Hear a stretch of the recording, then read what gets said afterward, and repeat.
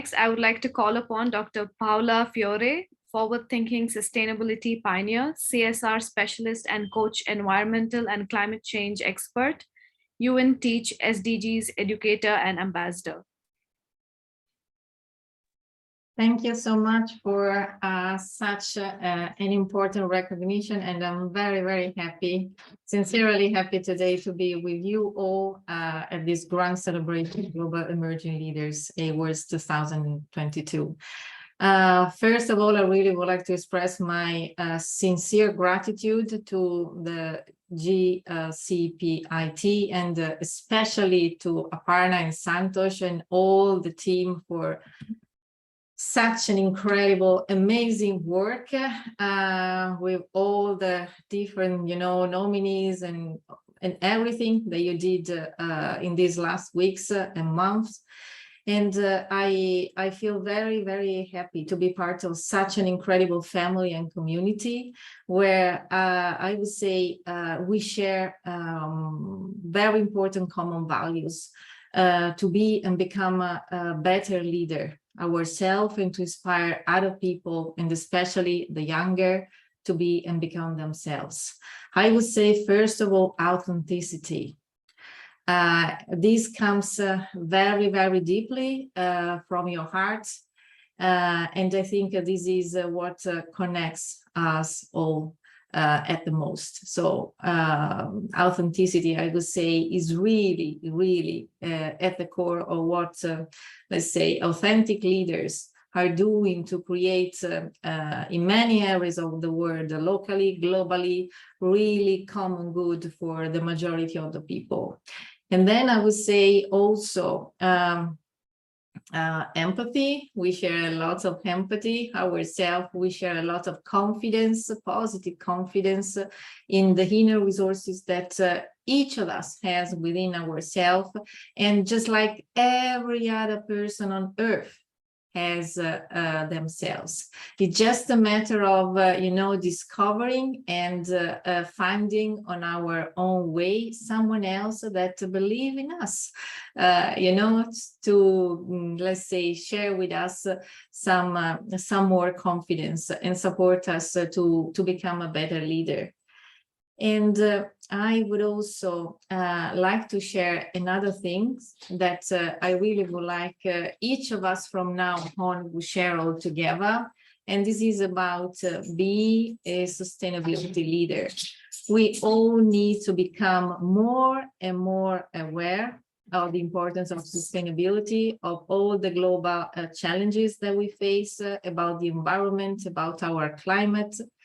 And recognizing that we all can be sustainability leaders.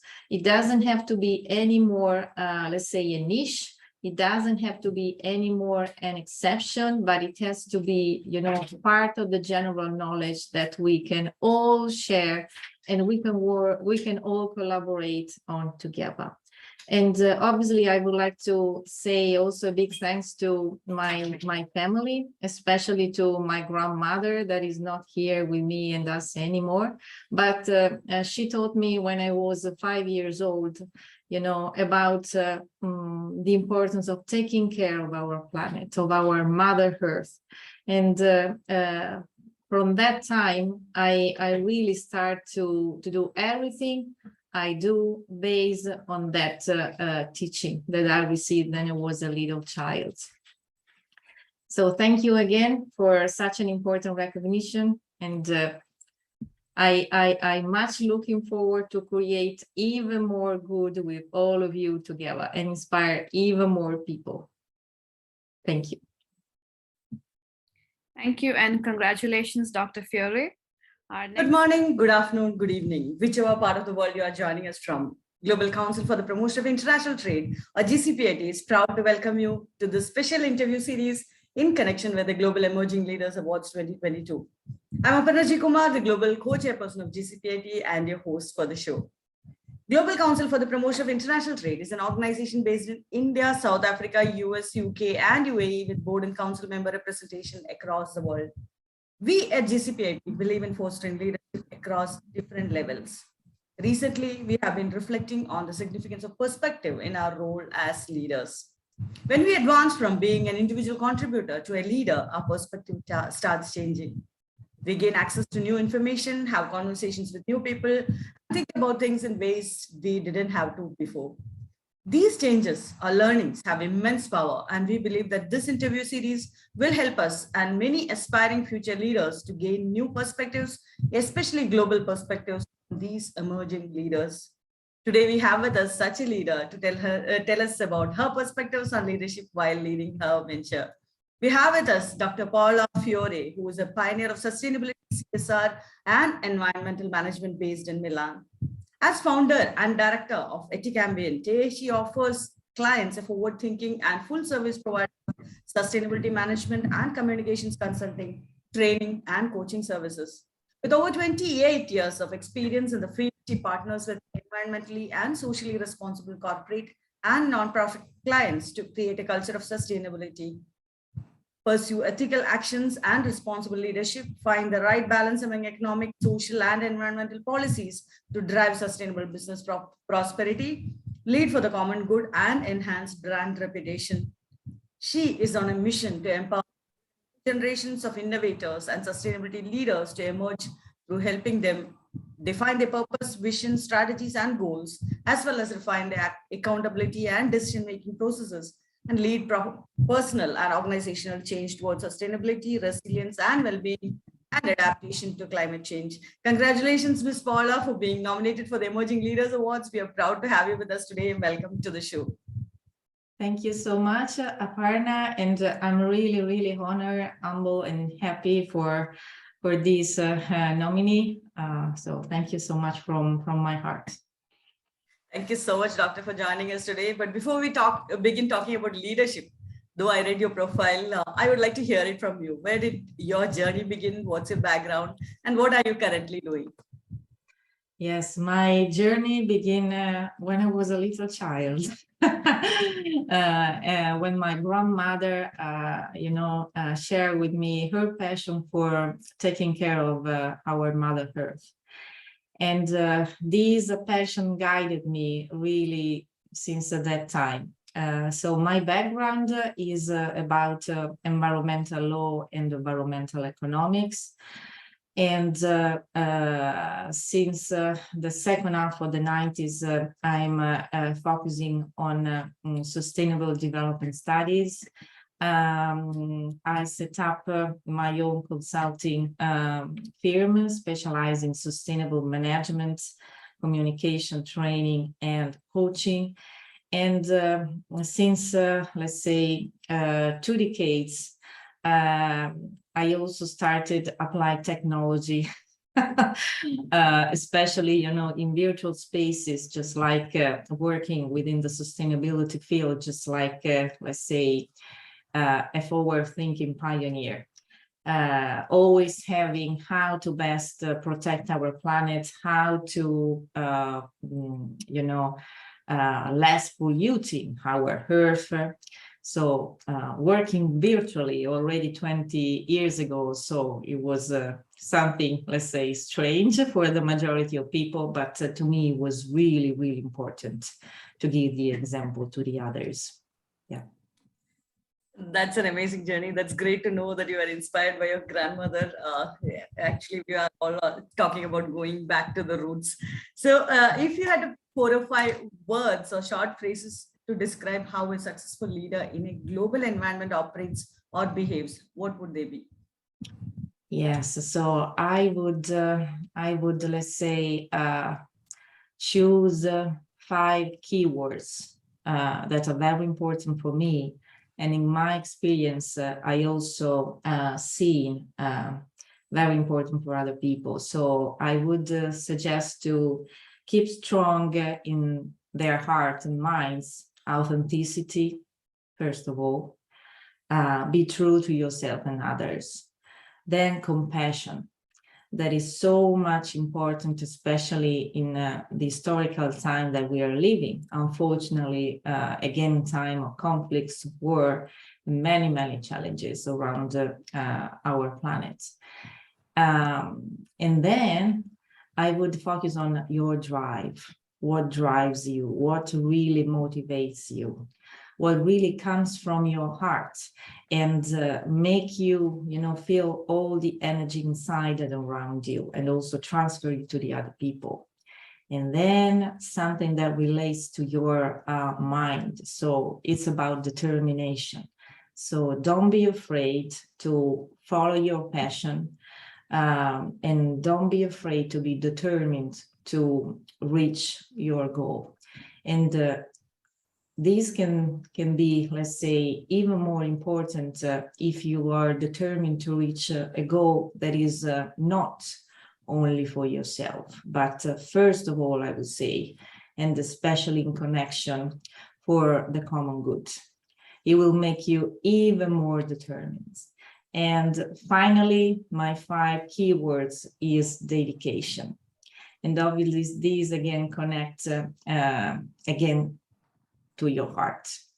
So dedicate yourself to what you really believe in, what makes you tick, and all the other, let's say, challenges and opportunity that you will find in your life and career and work will become much, much easier, and also inspiring for the other people.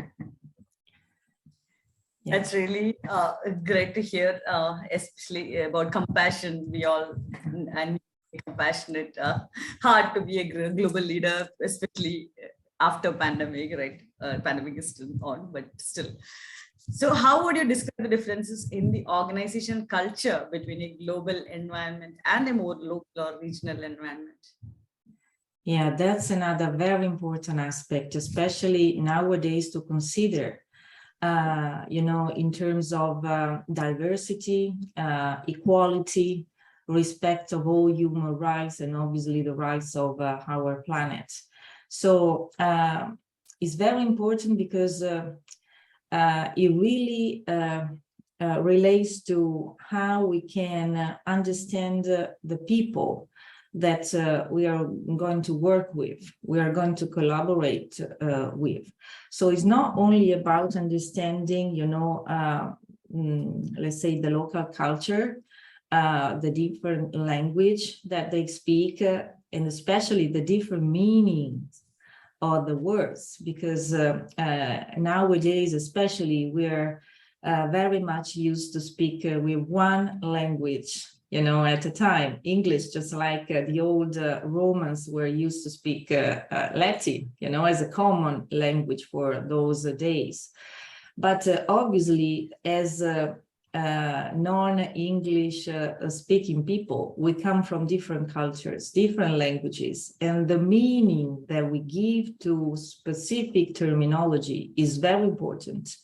So knowing also the differences about those types of meaning, especially for keywords that relates to not only culture, but maybe also to beliefs, to the religion, to the local uses and costume, is really, really important.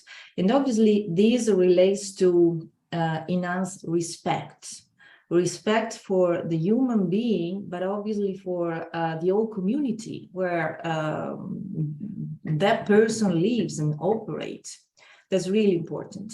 And then I would also suggest to have, let's say, a knowledge, not obviously a specific knowledge, but at least a general knowledge about the political situation.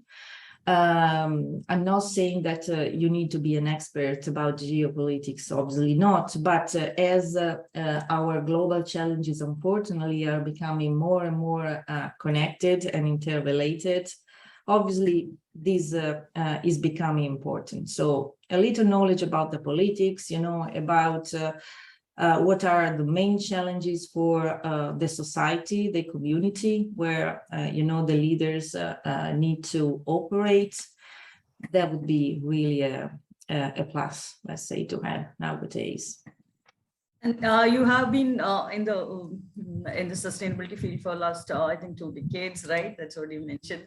How is your company's purpose evolving over the years?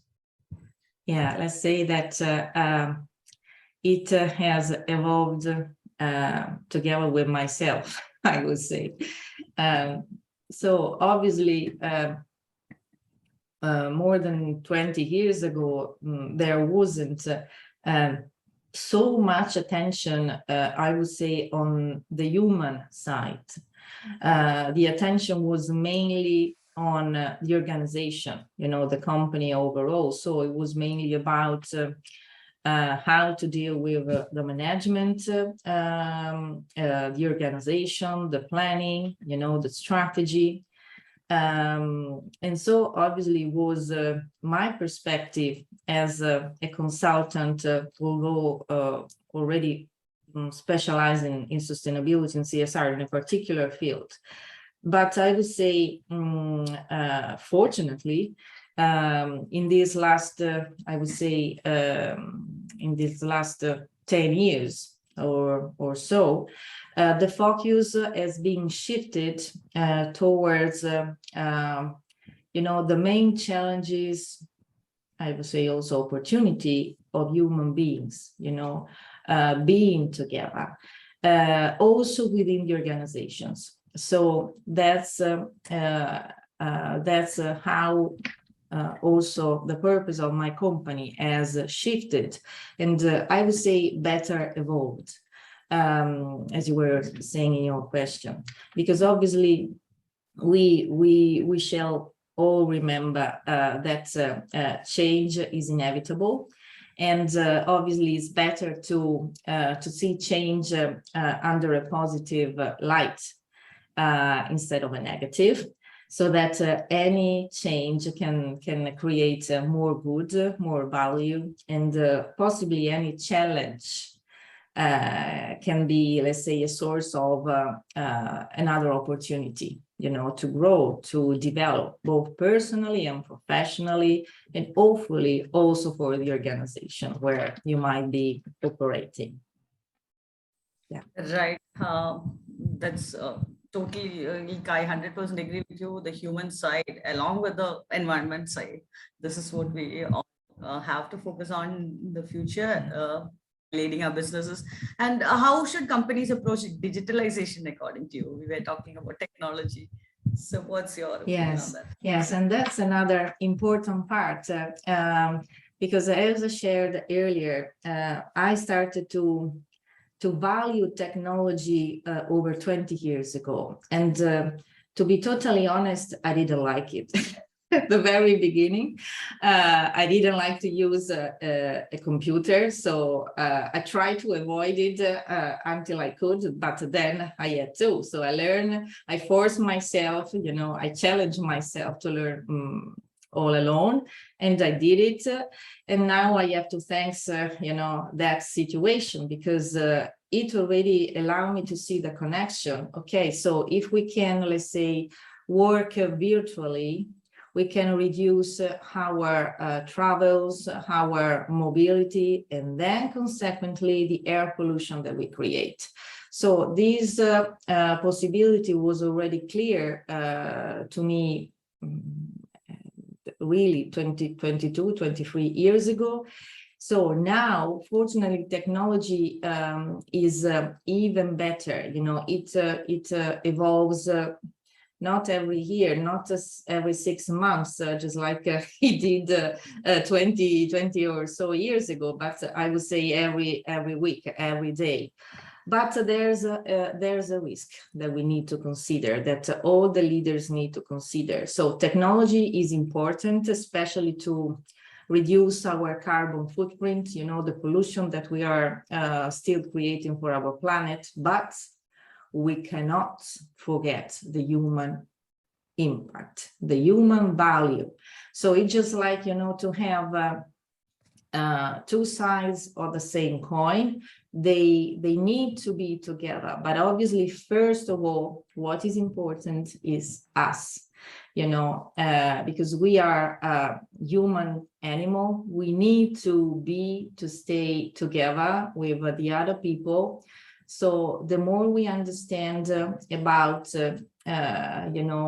these basic needs, the more we understand and can apply respect, authenticity, compassion, the more we'll be able to improve also the use of technology and create even better technological solution, hopefully always eco-friendly, or let's say the less polluting compared to the past.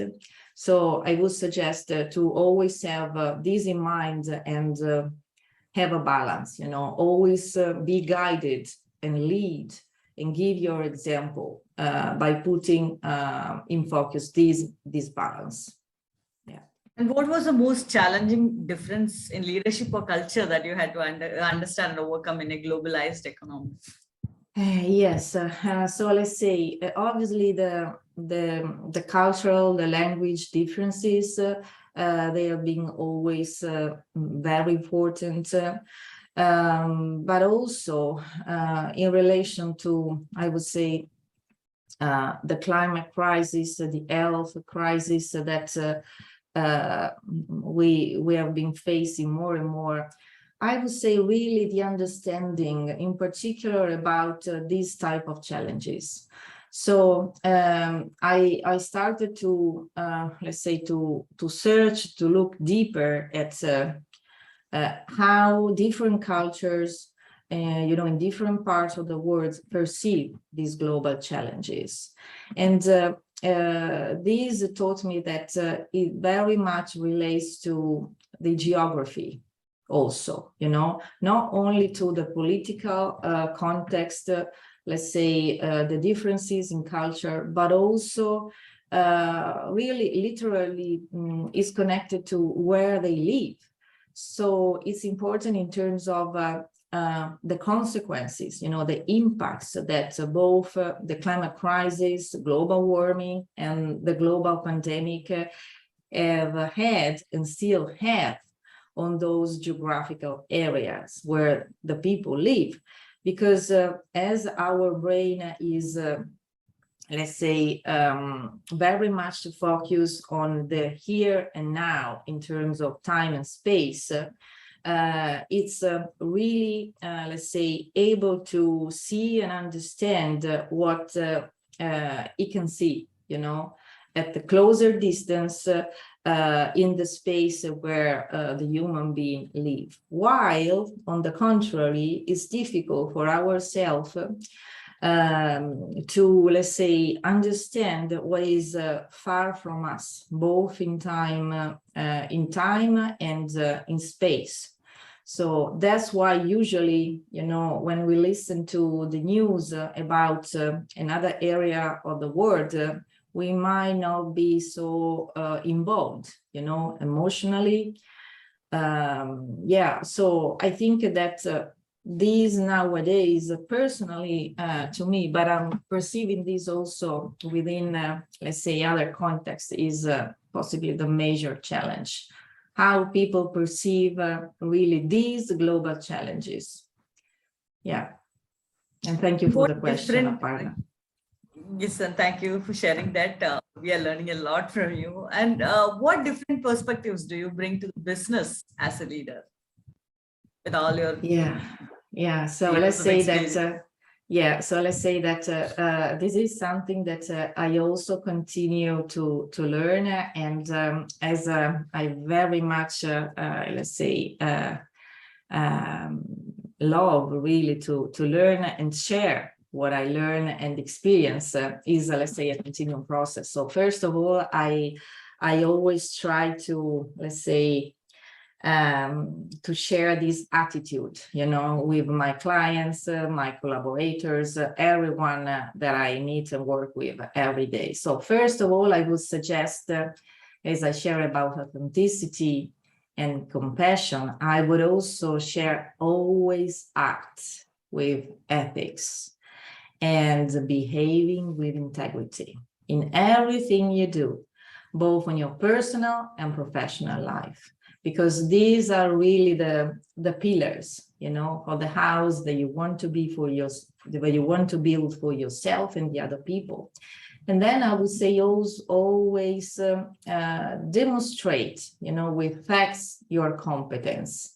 So maybe it's better to speak less, to appear, let's say, less, even though it could be quite, let's say, difficult in this time of huge, massive social presence online. But maybe if we remind ourselves that, let's say, digital pollution is about the 4% of the overall carbon footprint, maybe we might acquire some sobriety that would be helpful. So demonstrating competence and always try to pursue towards excellence. At least this has been and is and will be my drive.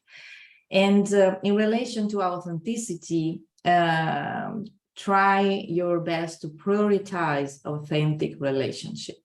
Really, really put yourself, your inner values in any relationship since the very beginning, because it immediately helps to establish trust. And this is about the neuroscience of our brain. So if you, let's say, don't wear any mask, your brain and the brain of the other people in front of you will immediately see it, perceive it, and magically, let's say, the doors will open to trust and confidence. And what else? I would also add the importance, especially these days, to use creativity, to use your creativity, because it's not true that there are only some people that are creative. Every one of us, just like each of us, can lead, can learn how to lead based on their core values, attitudes. As well, each of us can learn how to be creative. And especially use your creativity to be an advocate, an advocate for the common good. And, in my case, obviously, I'm going to suggest and encourage everyone to be an advocate for the environment, and also climate change and climate innovation that are very important. And always finally speak the truth.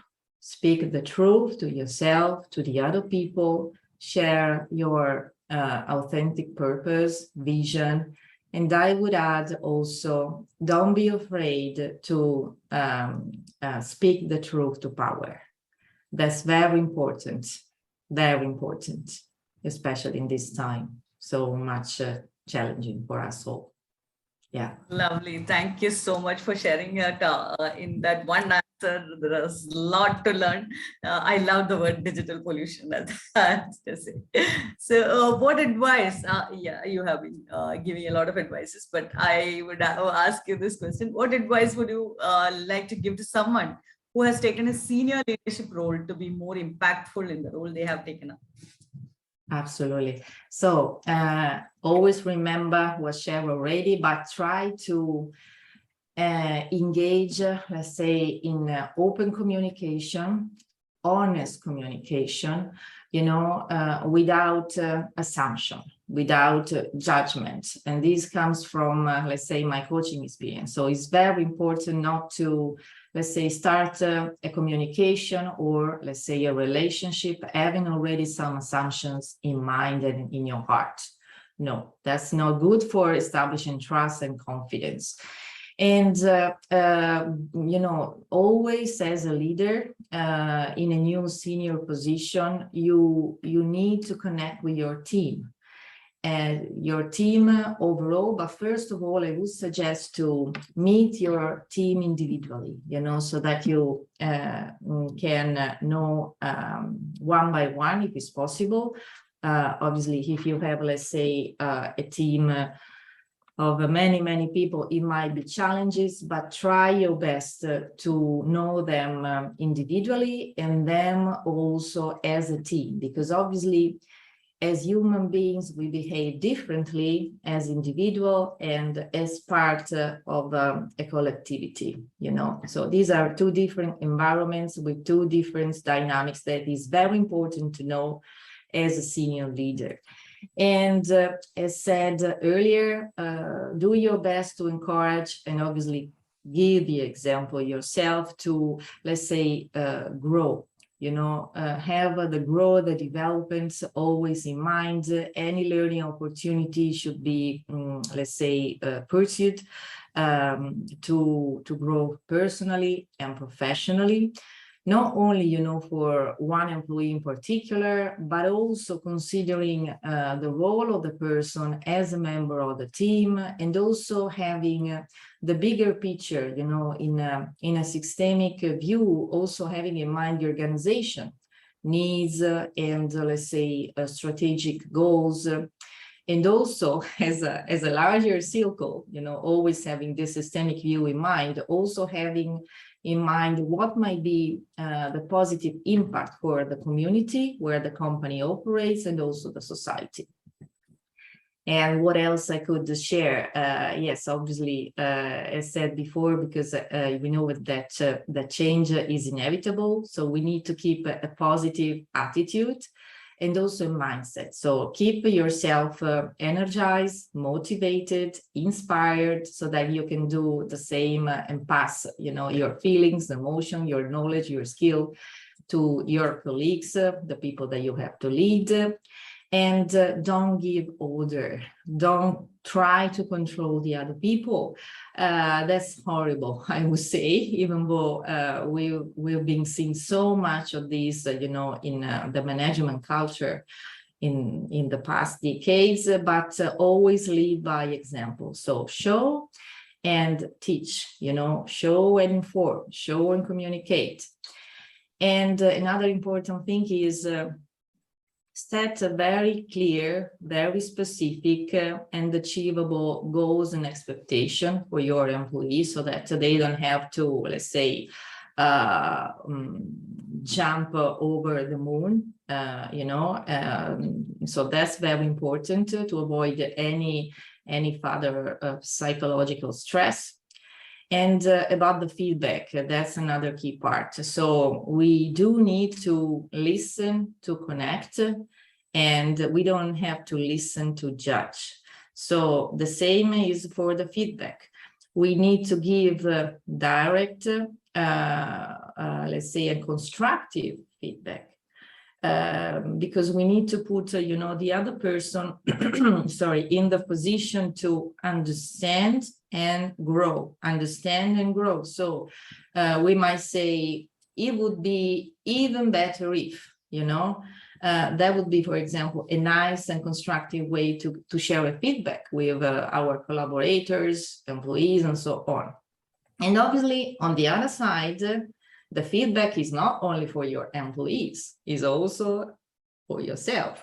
So ask as a senior leader honest feedback to your colleagues, but also to the people that you lead, about your leadership. I would say at least do this type of checking in once a year, so that you can also, let's say, monitor the way you are leading, your behavior, and if necessary, when it's necessary, you can change accordingly.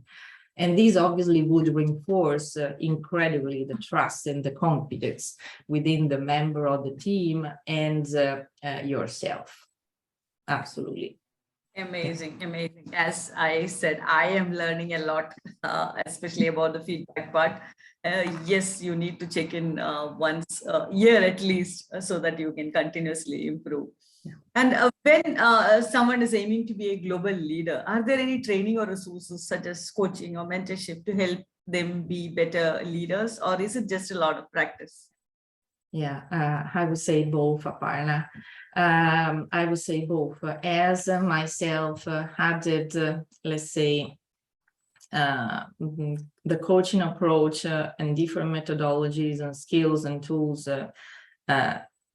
about now it's about 10 years ago, because I felt that I need to learn something new and to share, with the other people what I discovered and find valuable. I think that especially coaching nowadays is very important. And out there are so many very important and effective professional coaching programs. If a leader, a senior leader, want to, let's say, grow or lead in an even better, more powerful way. And if they want to become a professional coach themselves, but it doesn't have to be necessarily the case for everyone, because we might learn, let's say, some little about the main coaching approaches and apply to our, for example, consulting or training. Let's say that we can learn the basic skills of coaching and also learn about the differences. So coaching is, let's say, supports someone to set a goal, achieve the goal with their inner resources, as each of us already have all the necessary resources to be our own success. And we need to remember the differences. So coaching is not mentoring. Mentoring is, let's say, guiding with our experience someone else. And mentoring and coaching are not consulting. Consulting obviously is giving advice, and we don't give advice in the other two. So at least if you don't have the time or, let's say, the resources, whatever it is to get trained yourself, at least get some basic knowledge, because they will be very, very helpful, and even more in the next days. And obviously for myself is also the experience. And I would suggest also the other senior leaders, if you are curious, if you can keep your curiosity alive, try always to read, to study something that will help you to get better, about your listening skills, your communication skills, and about the way you might ask powerful, open questions, because in this way you will immediately, let's say, facilitate trust and confidence in the other people. We also spoke about taking care of our teams. How can we make sure that all these resources are available to the broader leadership team within the ecosystem? Yeah, and that's another very important question, Aparna, and thanks for asking. And I would say again, team coaching here, and in particular, systemic team coaching, can be a very powerful resource nowadays, especially after the COVID, because I would say the majority of the bigger companies, multinationals, organizations, they have started necessarily to work, virtually, remotely, and they work on different time zones. So the challenges that we mentioned earlier about the differences in culture, languages, meaning, might become even higher, or even, let's say, more important, in some contexts. So it's very much needed the preparation of the team overall, the all members, to set the ground to start working together virtually, or when they meet in presence in some part of the world, also in that way. But I would say that coaching and also facilitation, and also obviously mentoring, but I would say mainly coaching, can really empower a team to set the proper fundamentals, obviously built on trust and confidence, and collaboration, I would say, and respect, to work smoothly for all the tasks, for all the projects that they will need to work on together, to follow together, so that all the team members can support each other, and they can, let's say, use their collective intelligence, and they work, operate, and think as a team, not anymore as one individual. Yeah, that's also very important. Right. And since you mentioned the COVID situation, we all saw how businesses globally were affected during this pandemic. So what have you learned from leading in this crisis? Yes, Paola, I'm still learning a lot. Really, every day I find myself, sometimes during the day and night to think, maybe reading some of the latest news. But again, I would really highlight the importance of keep our inner values very strong in our heart and mind, and be courageous. I would also highlight this, let's say, this attitude. Don't be afraid to be courageous, because really these are, I would say, challenging times, and we do need to find our courage. And, just like we need to find the source of our motivation as well, we need to find the source for our courage. But again, I wouldn't stress it enough. Each of us has already all the necessary resources within ourselves. We have already all the gifts as a human being. So each of us has the potential to lead, and obviously lead for the common good, not for, let's say, personal interest, not for egoistic reasons. Obviously, we are human, we know that that part is part of us, but it doesn't have to be the main focus. The main focus has to be more and more, for the majority of the people, the common good, how to solve the global challenges together, because we cannot solve all the challenges we are facing and the ones that unfortunately we'll be facing by ourselves, or just with some people in some areas of the world, or maybe also within some sectorial part of the industry. No, it's not possible. We do need to see the bigger picture. We do need to see, the causes and the impacts, especially of the climate crisis and global warming, because let's say fewer people know about this, but in reality, these two, in connection with the loss of biodiversity, are incredibly big challenges, and from, let's say, the mitigation, adaptation, and multiple solutions to such challenges really depends our existence on Earth as human being, and obviously, the possibility to have a prosperous society and economy as well, and also to keep the democracy. That's very important. That's really amazing to hear. I also believe if you are breathing, if you are alive, you have the responsibility to lead, especially during this tough time. Let's all hold our human values high and lead. And what do you say? Like, how do you promote diversity, equity, and inclusion in the workplace as a leader? How? Yeah, I would. I always would give the possibility to, let's say, express also within their work their inner values. So I would, let's say, facilitate these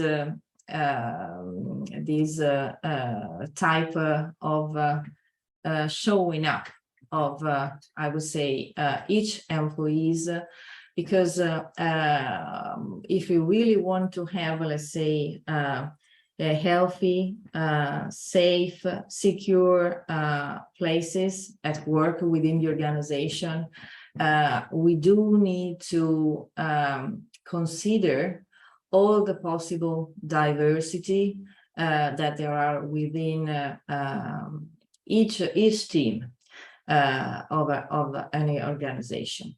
That's very important. So find different ways to give people, let's say, some freedom to express themselves, so that they can feel empowered They can feel they are respected, they are believed, and so on. That's really, really important. Yeah. And don't be afraid to delegate, I would say, especially for senior leaders.